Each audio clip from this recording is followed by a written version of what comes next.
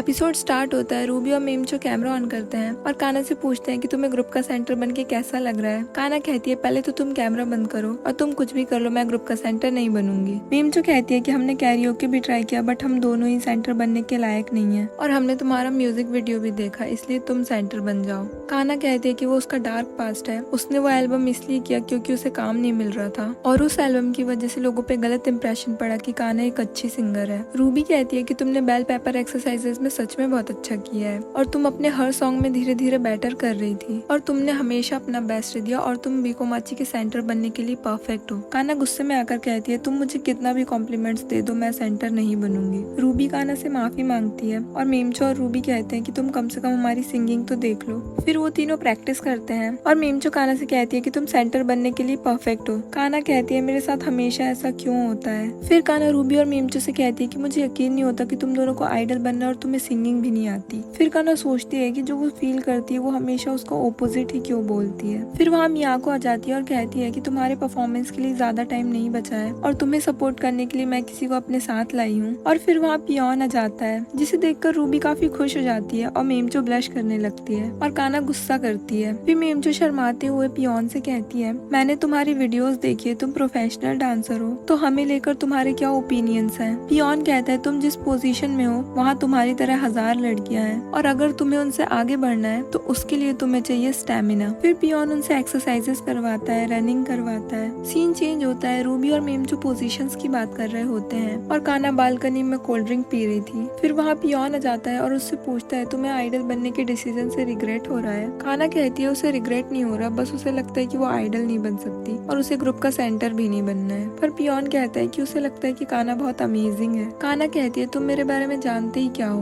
Peon कहता है कि तुम वो हार्ड वर्कर हो जो अपनी सिंगिंग और एक्सरसाइजेस रोज करती हो और तुम्हें बेल पेपर्स बिल्कुल नहीं पसंद। काना ये सुन के बहुत खुश हो जाती है और कहती है तुम मुझे इतना कैसे जानते हो। फिर काना सोचती है कि शायद उसे पियोन पसंद आने लगा है और वो पियोन से कहती है क्या तुम मेरे फैन हो। पियोन हाँ करता है और फिर वो दोनों बेल पेपर से रिलेटेड काफी सारी बातें करते हैं। फिर काना सोचती है कि शायद उसे पियोन से प्यार हो जाए और वो एक्वा को भूल जाए और वैसे भी पियोन साल का 100 मिलियन येन कमाता है। फिर वो लोग डांस प्रैक्टिस खत्म करते हैं और पियोन काना को पानी देता है। काना उसे शर्माते हुए थैंक यू कहती है। फिर वहाँ मीमचो आ जाती है और काना कहती है पियोन कितना अच्छा है, वो एक्वा की तरह बिल्कुल नहीं है। मीमचो कहती है तुम एक्वा को हेट करती हो। काना कहती है उसमें लाइक करने जैसा कुछ भी नहीं है, वो बहुत इनसेंसिटिव है और उसमें कॉमन सेंस की कमी है। वो खुद को बहुत मैच्योर दिखाता है पर असल में है नहीं। उसे और उसकी बहन दोनों को अपने सीनियर की रिस्पेक्ट करना नहीं आता और वो कहती है कि एक्वा जब छोटा था तब वो क्यूट था। मीमचो पूछती है तुम एक्वा को पहले से जानती हो। काना बताती है कि वो लोग मूवी के शूट पे मिले थे और कहती है कि मैं उसे तब से अपने दिमाग से नहीं निकाल पाई। फिर वहाँ रूबी आ जाती है और वो लोग फिर से डांस प्रैक्टिस करने चले जाते हैं। फिर पियोन किसी बंदे से बात कर रहा होता है और उसे तीनों गर्ल्स के बारे में बताता है कि वो तीनों बहुत अच्छा कर रही हैं। वो बंदा कहता है कि मुझे जानकर बहुत खुशी है पर मुझे समझ नहीं आया कि तुम मेरा एक्ट क्यों कर रहे हो। तो यहाँ हमें पता चलता है कि असली पियोन वेकेशन पे है और मास्क के पीछे कोई और है। फिर तीनों गर्ल्स सो रही होती है पर रूबी एक्साइटमेंट की वजह से सो नहीं पाती है। फिर काना कहती है कि अगर तुम पूरी रात जगोगी तो तुम अगले 3 दिन तक परेशान रहोगी। पर रूबी एक्साइटमेंट की वजह से सो ही नहीं पाती है और काना उससे पूछती है कि तुम इतनी एक्साइटेड क्यों हो। रूबी कहती है कि बहुत टाइम पहले वो एक रूम में बंद थी और उसे लगता था कि वो अपनी लाइफ में बिना कोई थ्रिलर और एक्साइटमेंट एक्सपीरियंस किए बगैर मर जाएगी। पर फिर वो आइडल फैन बन गई और तब से उसकी लाइफ का हर दिन बहुत अच्छा जाने लगा और ये सब तब हुआ जब वो अपने फर्स्ट लव से मिली और वो डॉक्टर गोरो की बात कर रही थी क्योंकि उसने सरीना से कहा था कि तुम आइडल बन जाओ और मैं तुम्हारा फैन बन जाऊंगा और तब से ही रूबी आइडल बनना चाहती है। और फिर रूबी सो जाती है। काना रूबी के सर पे हाथ रखती है और कहती है कम से कम तुम्हारे पास कोई सपोर्ट करने के लिए तो है, मेरे पास तो कोई भी नहीं है। फिर काना रूम से बाहर जाती है और देखती है पियोन ने अपना मास्क हटाया है और सोचती है कि यही मौका है जब वो पियोन की असलियत जान सकती है। फिर काना देखती है कि वो और कोई नहीं एक्वा है। सीन चेंज होता है, तीनों गर्ल्स अपने परफॉर्मेंस के लिए जा रही होती है और काना एक्वा के बारे में ही सोच रही होती है कि एक्वा तो मस्कुलर नहीं है, मतलब वो पियोन की जगह आया है और जो भी बातें उसने काना से की थी वो सब झूठ थी। फिर वो लोग ड्रेसिंग रूम में आते हैं और देखते हैं कि वहाँ पे तो भीड़ लगी हुई है। फिर मियाको उन्हें बताती है कि फेमस आइडल ग्रुप्स के मेंबर को पर्सनल रूम दिया जाता है पर अंडरग्राउंड आइडल्स को ऐसे ट्रीट किया जाता है। काना अकेले बैठी होती है और वहाँ पे मियाको आ जाती है और उससे कहती है क्या तुम नर्वस हो। काना कहती है कि वो सही से सो नहीं पाई थी और वो रूबी और मीमचो का ध्यान भी रख लेगी। फिर काना सोच रही होती है कि उसे अपना बेस्ट देना होगा क्योंकि बहुत सारे लोगों की जॉब्स उसके कंधे पे टिकी हुई है और जब वो छोटी थी और परफॉर्म करती थी तब भी उसे लोगों की आंखों में सिर्फ डिसअपॉइंटमेंट डिसअपॉइंटमेंट ही नजर आती थी और जब वो स्ट्रीट पे भी परफॉर्म करती थी तो उसे कोई रिस्पॉन्स नहीं मिलता था। उसे चाइल्ड एक्टर एजेंसी से भी निकाल दिया गया था और उसकी मॉम भी उसे अकेला छोड़ के अपने पेरेंट्स के घर शिफ्ट हो गई थी। फिर काना अकेले खड़ी होती और सोचती होती कि वो बीको माची जैसे ग्रुप को लीड करने के लायक नहीं है, पर उसे करना होगा क्योंकि उसके पास और कोई चॉइस नहीं है। फिर वहाँ रूबी आ जाती है और काना से कहती है कि वो बहुत नर्वस है। फिर रूबी काना का हाथ पकड़ती है और कहती है कि मुझे पता है कि तुम भी नर्वस हो, पर हम लोग साथ में मिलकर सब हैंडल कर लेंगे। फिर काना चिल्लाते हुए कहती है कि मुझे पता है कि फेल होना कैसा लगता है और मैं नहीं चाहती कि तुम भी ये फील करो। मैं तुम दोनों को फेल होते हुए नहीं देखना चाहती। रूबी कहती है कि मुझे नहीं पता कि तुम्हारे चाइल्ड एक्टर डेज कैसे थे, पर मेरे लिए तो तुम एक क्यूट और हार्ड वर्किंग अपकमिंग आइडल हो। और ये सुनने के बाद काना बहुत अच्छा फील करती है। फिर रूबी काना का हाथ पकड़ के उसे ले जाती है क्योंकि अब उनकी टर्न आ रही थी। तीनों गर्ल्स अपने परफॉर्मेंस के लिए ड्रेस चेंज कर लेते हैं और एपिसोड यहीं पे एंड हो जाता है।